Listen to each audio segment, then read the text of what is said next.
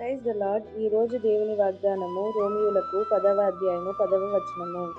నీతి కలుగునట్లు మనుష్యుడు హృదయములో విశ్వసించును, రక్షణ కలుగునట్లు నోటితో ಒಪ್ಪುకొನುನು. ಈ ದಿನದ ದೇವರ ವಾಗ್ದಾನ ರೋಮ 10ನೇ ಅಧ್ಯಾಯ 10ನೇ ವಚನ.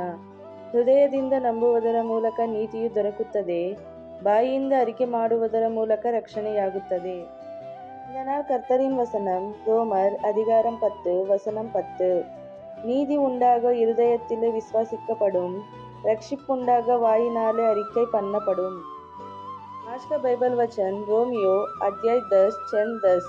धार्मिकता के लिए मन से विश्वास किया जाता है और उद्धार के लिए मुख से अंगीकार किया जाता है। Today God's promise, Romans chapter 10 verses 10. The heart man believes for obtaining righteousness, and with the mouth confession is made for salvation. Amen. Glory to God. God bless you all.